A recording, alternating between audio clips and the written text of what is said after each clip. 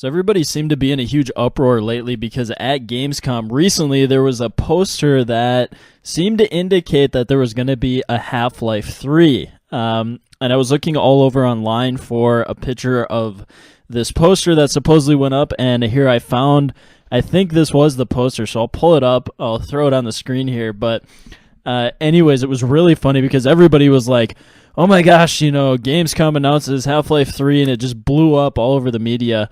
But Half-Life 3 is actually not scheduled and not confirmed at the moment. So these are all rumors at the moment. As far as the company Valve, they have not officially announced Half-Life 3. So this is a super interesting development because all of a sudden, there's like... I mean, I'm curious who put the poster up. I'm curious what the whole story was behind these posters, but it seemed to indicate that there is going to be a Half-Life 3, but nobody knows at the same time. So we'll see. It's kind of interesting because Half-Life, if you recall, the first Half-Life came out a really long time ago, and it was pretty revolutionary in terms of the game physics and the gameplay, because nobody had ever done anything like Half-Life. And Half-Life 2, pretty much if you had a computer system when that game came out, it torched your system. My current system, the last update to Half-Life 3, the last episode that was released, sorry, not Half-Life 3, Half-Life 2, that was released, that thing pushes my computer to the limit with a Core i5 processor. Okay, so this game is a beast on any system, but that was 10 years ago. And at that point, Half-Life 2, again, pushed all the limits in terms of graphics, in terms of gameplay, in terms of physics. That was kind of the big thing with Half-Life, is that it pushed things just in terms of the physics and all of that, in terms of being realistic and, whatnot. But it's going to be super interesting now because the problem with Half-Life is the reason why they built such a big franchise is because they've always been cutting edge. Nobody's been able to catch up with them in terms of their physics system and realistic gameplay and all that. So the problem now is we're in an environment where gameplay has gotten so realistic. So how does Half-Life come in and produce a Half-Life 3 that is more realistic and has a better physics engine than what's already out there? So I have no clue if they're going to be able to pull that off or not. It would be a huge surprise if they came out with something, and if they did, it would actually have to be something that just blew everybody out of the water, because otherwise, it's kind of a nostalgic thing, oh, great, we got Half-Life 3, and, Half-Life 1 and Half-Life 2 were so great in their time, and we're buying Half-Life 3 just for the nostalgia of it. But if they actually want to kind of keep with the theme of the franchise, they would literally have to make the most incredible game with the most incredible physics and graphics and just everything. And I honestly don't know if that's possible. I mean, it's getting so competitive these days. I would really, really be surprised if something came out like that.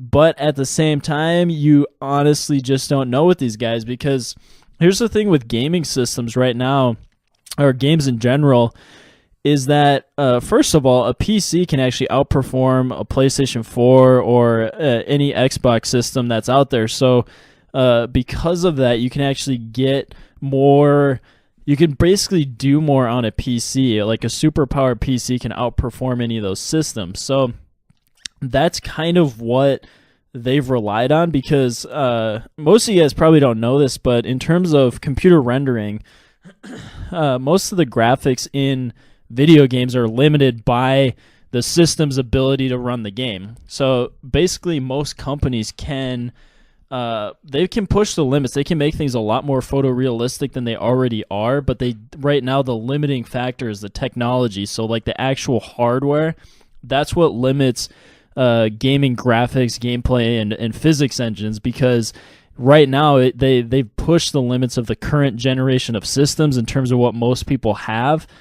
And so it would be interesting, though, if there was a Half-Life 3 that came out that basically torched everybody's gaming systems because it demanded such a high level of just raw computing power.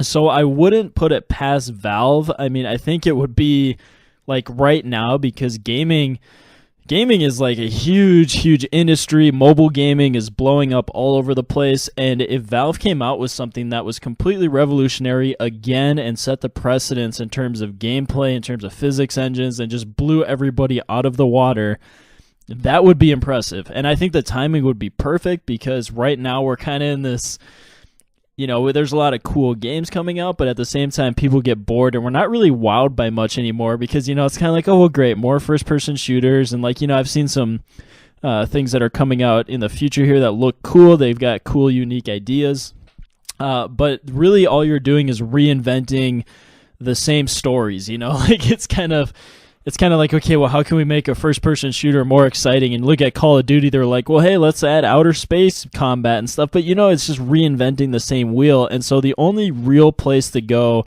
with first-person shooters is to make the graphics and the physics and the photorealistic aspect of it so far ahead of the game that nobody can compete with it. And that's where Valve has had success. So we'll see what they do.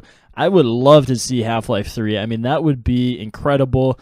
And especially if it was on par with the same themes that Half-Life 1 and Half-Life 2 set, in terms of just blowing everybody out of the water, in terms of graphics, in terms of physics, and all of that. So we'll see what happens. I would love to see it. I don't know about the rest of you guys out there. And, it'll be interesting because, with Half-Life 1 and Half-Life 2, these were not open world games. They were games where you kind of had a fixed direction that you had to go in the maps, and they were a little bit confusing sometimes, because you'd be sitting there running around and like, oh yeah, there's this switch on the wall, or this like pipe that you have to open to get to the next area. And so like I even found myself on these games, I'd go on Google and be like, okay, I need a walkthrough here. What's the next step? I'm kind of lost. So we'll see what happens if they do end up coming out with a Half-Life 3, what the gameplay is going to look like. It's probably going to have to be a lot different than Half-Life 1 or Half-Life 2.